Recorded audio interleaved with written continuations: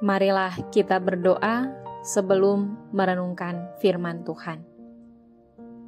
Terima kasih untuk kesempatan hari ini Bapa. Kami beroleh waktu untuk belajar firman-Mu. Kiranya Tuhan menolong kami dan menjadikan kami taat. Amin. Renungan Harian Keluarga, Jumat 31 Maret 2023. Yohanes pasal 19 ayat 12 dan 13. Sejak itu, Pilatus berusaha untuk membebaskan dia. Tetapi orang-orang Yahudi berteriak, "Jikalau engkau membebaskan dia, engkau bukanlah sahabat Kaisar.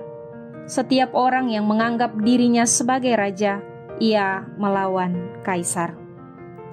Ketika Pilatus mendengar perkataan itu, ia menyuruh membawa Yesus keluar, dan ia duduk di kursi pengadilan di tempat yang bernama Litostrotos, dalam bahasa Ibrani Gabata. Judul renungan hari ini, Membela yang Benar. Pilatus tetap menunjukkan rasa simpatinya kepada Yesus Kristus dengan berusaha membelanya. Akan tetapi, Pilatus diperhadapkan dengan situasi pilihan yang sulit. Orang-orang Yahudi berteriak, "Jikalau engkau membebaskan dia, engkau bukanlah sahabat Kaisar. Setiap orang yang menganggap dirinya sebagai raja, ia melawan Kaisar." Itu berarti kalau Pilatus membebaskan Yesus Kristus, maka dia secara tidak langsung melawan Kaisar yang lebih tinggi kuasanya dari Pilatus yang hanya sebagai wali negeri. Tentunya kedudukan Pilatus akan terancam, dan ini tidak menguntungkan baginya. Pilatus menunjukkan kepeduliannya kepada Yesus Kristus, karena ia tahu Yesus Kristus tidak mempunyai kesalahan apapun. Tetapi kuasanya ternyata tidak mampu membendung orang banyak yang sudah dihasut oleh para imam dan ahli-ahli Taurat. Pilatus melanjutkan persidangan untuk memutuskan perkara Yesus Kristus.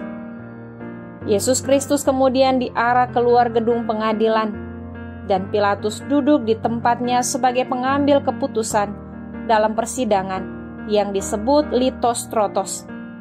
Dalam bahasa Ibrani Gabata, hamparan batu atau jalan yang dikeraskan dengan batu. Artinya, kursi pengadilan Pilatus dari batu. Dari kursi yang melambangkan statusnya Pilatus dan perkara yang dibawa oleh banyak orang yang menuduh Yesus Kristus melakukan tindakan melawan Kaisar serta menyamakan dirinya sebagai anak Allah. Pilatus berada dalam keadaan yang dilematis. Kebenaran yang sesungguhnya meredup karena hasutan dan suara yang begitu kuat terdengar dan bergema di tempat persidangan, baik di dalam maupun di luar ruangan. Tetapi semua itu tidak membuat Yesus Kristus membela diri dan mengeluh. Dia tetap diam, menjalani proses persidangan. Karena ia sadar, inilah jalan yang harus ditempuh sebagai bentuk kesetiaan dan ketaatan melakukan kehendak Bapanya. Ketika dunia saat ini lebih dikuasai oleh sikap mementingkan diri sendiri, keluarga, golongan, kelompok, maka mereka yang miskin dan tidak memiliki kekuasaan terpinggirkan, sering diabaikan.